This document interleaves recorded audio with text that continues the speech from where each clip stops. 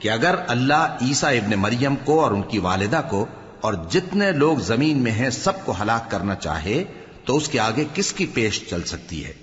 اور آسمان اور زمین اور جو کچھ ان دونوں کے درمیان ہے سب پر اللہ ہی کی حکومت ہے. وہ جو چاہتا ہے پیدا کرتا ہے اور اللہ ہر چیز پر پورا قادر ہے. اور یہود اور نصارہ کہتے ہیں کہ ہم اللہ کے بیٹے اور اس کے پیارے ہیں. کہو کہ پھر وہ تمہارے گناہوں کے سبب تمہیں عذاب کیوں دیتا ہے؟ نہیں، بلکہ تم اس کی مخلوقات میں دوسروں کی طرح کے انسان ہو. وہ جسے چاہے بخشے اور جسے چاہے عذاب دے. اور آسمان اور زمین اور جو کچھ ان دونوں کے درمیان ہے سب پر اللہ ہی کی حکومت ہے اور سب کو اسی کی طرف لوٹ کر جانا ہے. اے اہل کتاب، پیغمبروں کے آنے کا سلسلہ جو ایک عرصے تک منقطع رہا، تو اب تمہارے پاس ہمارے پیغمبر آ گئے ہیں جو تم سے ہمارے احکام بیان کرتے ہیں، تاکہ تم یہ نہ کہو کہ ہمارے پاس کوئی خوشخبری یا ڈر سنانے والا نہیں آیا. سو اب تمہارے پاس خوشخبری اور ڈر سنانے والے آ گئے ہیں، اور اللہ ہر چیز پر قادر ہے. اور جب موسیٰ نے اپنی قوم سے کہا کہ بھائیو، تم پر اللہ نے جو احسان کیے ہیں ان کو یاد کرو، کہ اس نے تم میں پیغمبر پیدا کیے اور تمہیں بادشاہ بنایا اور تم کو اتنا کچھ عنایت کیا کہ اہل عالم میں سے کسی کو نہیں دیا. اے بھائیو، تم ارض مقدس یعنی ملک شام میں جسے اللہ نے تمہارے لیے لکھ رکھا ہے داخل ہو چلو، اور دیکھنا مقابلے کے وقت پیٹھ نہ پھیر دینا ورنہ نقصان میں پڑ جاؤ گے. وہ کہنے لگے کہ موسیٰ، وہاں تو بڑے زبردست لوگ رہتے ہیں، اور جب تک وہ سرزمین سے نکل نہ جائیں ہم وہاں جا نہیں سکتے. ہاں، اگر وہ وہاں سے نکل جائیں تو ہم جا داخل ہوں گے. جو لوگ اللہ سے ڈرتے تھے ان میں سے دو شخص جن پر اللہ کی عنایت تھی کہنے لگے کہ ان لوگوں پر دروازے کے رستے سے حملہ کر دو، پھر جب تم دروازے میں داخل ہو گئے تو فتح تمہاری ہے، اور اللہ ہی پر بھروسہ رکھو اگر تم واقعی ایمان والے ہو. وہ بولے کہ موسیٰ، جب تک وہ لوگ وہاں ہیں ہم کبھی وہاں نہیں جانے کے. اگر لڑنا ہی ضرور ہے تو تم اور تمہارا رب دونوں جاؤ اور لڑو، ہم تو یہیں بیٹھے رہیں گے. موسیٰ نے اللہ سے التجا کی کہ پروردگار، میں اپنے اور اپنے بھائی کے سوا اور کسی پر اختیار نہیں رکھتا، سو تو ہم میں اور ان نافرمان لوگوں میں جدائی کر دے. اللہ نے فرمایا کہ وہ ملک ان پر 40 برس تک کے لیے حرام کر دیا گیا کہ وہاں جانے نہ پائیں گے. یہ اسی علاقے میں جہاں اب ہیں سرگرداں پھرتے رہیں گے. تو ان نافرمان لوگوں کے حال پر افسوس نہ کرو. اور اے نبی، ان کو آدم کے 2 بیٹوں حابیل اور قابیل کے حالات جو بالکل سچے ہیں پڑھ کر سنا دو کہ جب ان دونوں نے بارگاہ الہی میں ایک ایک نیاز پیش کی تو ایک کی نیاز تو قبول ہو گئی اور دوسرے کی قبول نہ ہوئی. تب قابیل حابیل سے کہنے لگا کہ میں تجھے قتل کر دوں گا. اس نے کہا کہ اللہ پرہیزگاروں ہی کی نیاز قبول فرمایا کرتا ہے. اگر تو مجھے قتل کرنے کے لیے مجھ پر ہاتھ چلائے گا تو میں تجھ کو قتل کرنے کے لیے تجھ پر ہاتھ نہیں چلاؤں گا. مجھے تو اللہ رب العالمین سے ڈر لگتا ہے. میں چاہتا ہوں کہ تو میرے گناہ کو بھی سمیٹ لے اور اپنے گناہ کو بھی، پھر تو اہل دوزخ میں سے ہو جائے، اور ظالموں کی یہی سزا ہے. آخر اس کے یعنی قابیل کے نفس نے اس کو اپنے بھائی کے قتل ہی کی ترغیب دی تو اس نے اسے قتل کر دیا. پھر خسارہ پانے والوں میں ہو گیا. اب اللہ نے ایک کوا بھیجا جو زمین کریدنے لگا تاکہ اسے دکھائے کہ اپنے بھائی کی لاش کو کیسے چھپائے. کہنے لگا، ہائے کمبختی، مجھ سے اتنا بھی نہ ہو سکا کہ اس کوے جیسا ہی ہوتا کہ اپنے بھائی کی لاش چھپا دیتا. پھر وہ پشیمان ہو گیا. اس قتل کی وجہ سے ہم نے بنی اسرائیل کے ذمے یہ بات لکھ دی کہ جو شخص کسی کو ناحق قتل کرے گا، یعنی بغیر اس کے کہ جان کا بدلہ لیا جائے یا ملک میں خرابی کرنے کی سزا دی جائے، تو اس نے گویا تمام انسانوں کو قتل کیا. اور جو ایک انسان کی جان بچا لے تو گویا اس نے سارے انسانوں کو زندگی دے دی. اور ان لوگوں کے پاس ہمارے پیغمبر روشن دلیلیں لا چکے، پھر اس کے بعد بھی ان میں بہت سے لوگ ملک میں زیادتیاں کرنے والے ہیں. جو لوگ اللہ اور اس کے رسول سے لڑائی کریں اور ملک میں فساد کرنے کو دوڑتے پھریں، ان کی یہی سزا ہے کہ بری طرح قتل کر دیے جائیں یا سولی چڑھا دیے جائیں، یا ان کے ایک ایک طرف کے ہاتھ اور ایک ایک طرف کے پاؤں کاٹ دیے جائیں، یا ملک سے غائب کر دیے جائیں. یہ تو دنیا میں ان کی رسوائی ہے، اور آخرت میں ان کے لیے بڑا بھاری عذاب تیار ہے. ہاں، جن لوگوں نے اس سے پیشتر کہ تمہارے قابو آ جائیں توبہ کر لی تو جان رکھو کہ اللہ بخشنے والا ہے، مہربان ہے. اے ایمان والو، اللہ سے ڈرتے رہو اور اس کا قرب تلاش کرتے رہو اور اس کے رستے میں جہاد کرو تاکہ کامیاب ہو جاؤ.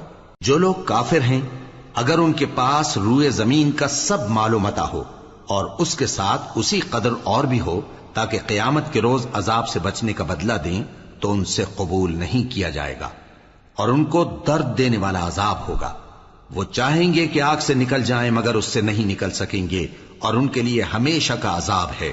اور چوری کرنے والا مرد اور چوری کرنے والی عورت ان کا ایک ایک ہاتھ کاٹ دو، یہ ان کے کرتوتوں کی سزا اور اللہ کی طرف سے عبرت کے طور پر ہے، اور اللہ زبردست ہے، صاحب حکمت ہے۔ پھر جو شخص گناہ کے بعد توبہ کر لے اور نیکوکار ہو جائے تو اللہ اس کو معاف کر دے گا، کچھ شک نہیں کہ اللہ بڑا بخشنے والا ہے، بڑا مہربان ہے۔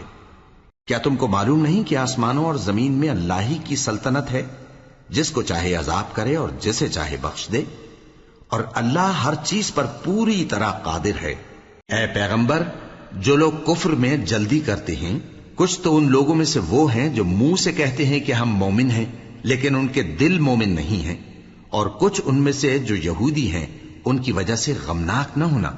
یہ لوگ جھوٹی باتیں بنانے کے لیے جاسوسی کرتے پھرتے ہیں اور ان دوسرے لوگوں کے لیے جاسوس بنے ہیں جو ابھی تمہارے پاس نہیں آئے، باتوں کو ان کے مقامات میں ثابت ہونے کے بعد دور لے جاتے ہیں، لوگوں سے کہتے ہیں کہ اگر تم کو یہی حکم ملے تو اسے قبول کر لینا اور اگر یہ نہ ملے تو اس سے بچنا، اور جس کو اللہ گمراہ کرنا چاہے تو اس کے لیے تم اللہ کی طرف سے ہدایت کا کچھ بھی اختیار نہیں رکھتے۔ یہ وہ لوگ ہیں جن کے دلوں کو اللہ نے پاک کرنا نہیں چاہا، ان کے لیے دنیا میں ذلت ہے اور آخرت میں بڑا عذاب ہے۔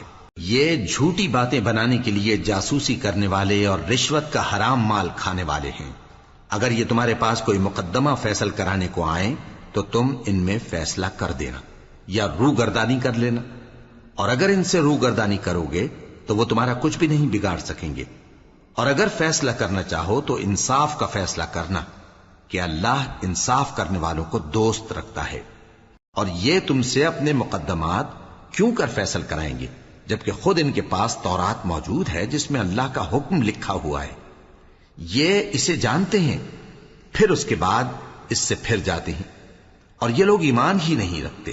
بے شک ہم نے تورات نازل فرمائی جس میں ہدایت اور روشنی ہے، اسی کے مطابق انبیاء جو اللہ کے فرما بردار تھے یہودیوں کو حکم دیتے رہے ہیں، اور مشائخ اور علماء بھی، کیونکہ وہ اللہ کی کتاب کے نگہبان مقرر کیے گئے تھے اور اس پر گواہ تھے، یعنی حکم الہی کا یقین رکھتے تھے۔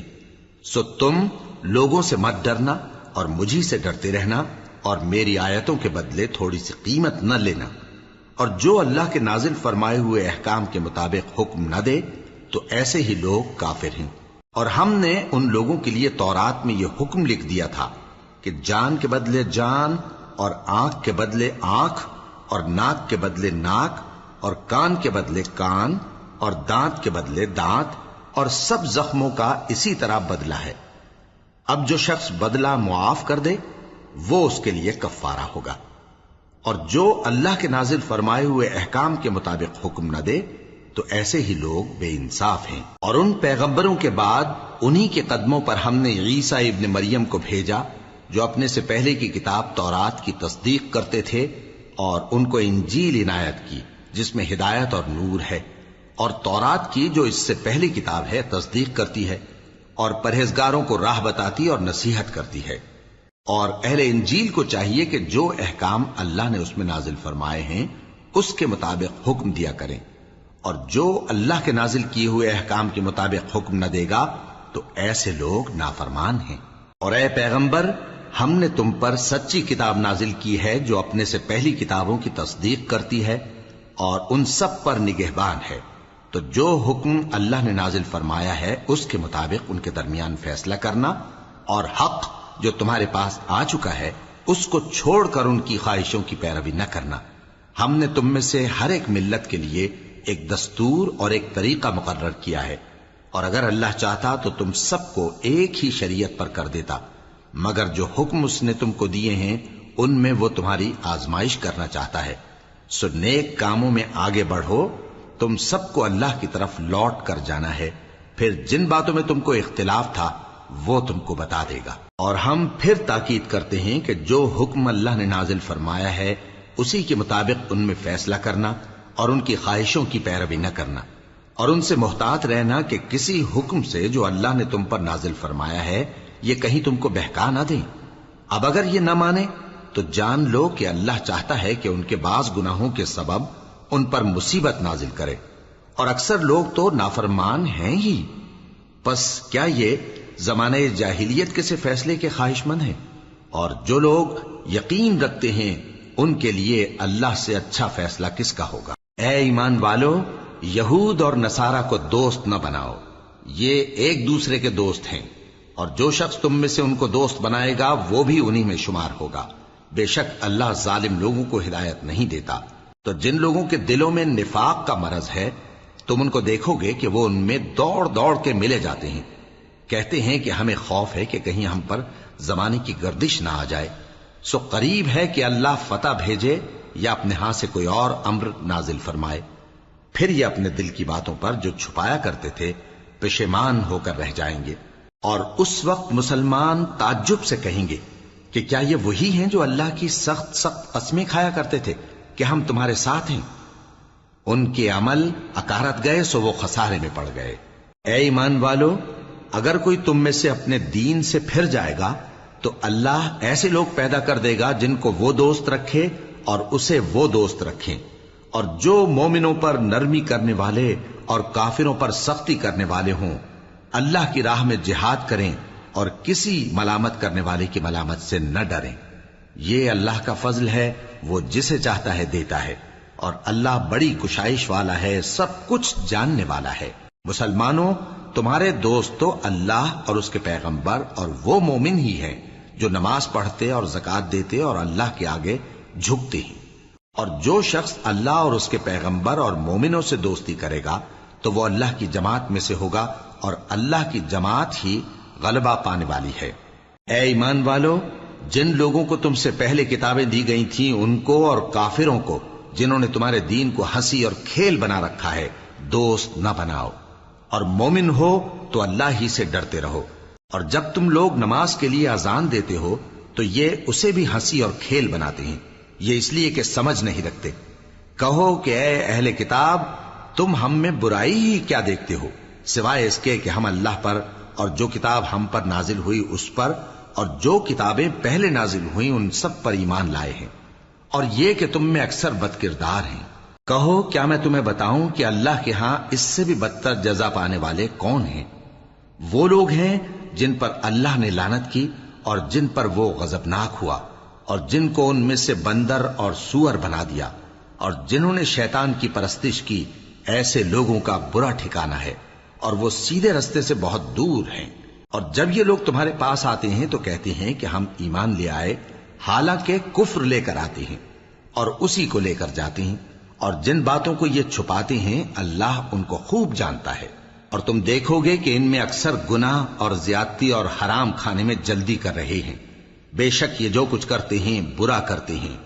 بھلا ان کے مشائخ اور علماء انہیں گناہ کی باتیں کہنے اور حرام کھانے سے منع کیوں نہیں کرتے؟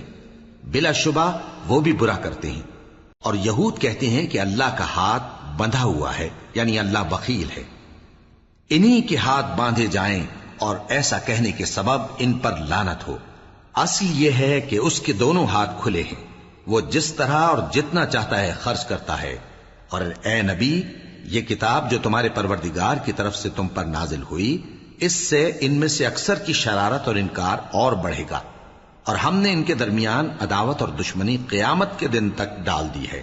جب کبھی انہوں نے لڑائی کی آگ جلائی اللہ نے اس کو بجھا دیا، اور یہ ملک میں فساد کے لیے دوڑتے پھرتے ہیں، اور اللہ فساد کرنے والوں کو دوست نہیں رکھتا۔ اور اگر اہل کتاب ایمان لاتے اور پرہیزگاری کرتے تو ہم ان سے ان کے گناہ دور کر دیتے اور ان کو نعمت کے باغوں میں داخل کرتے۔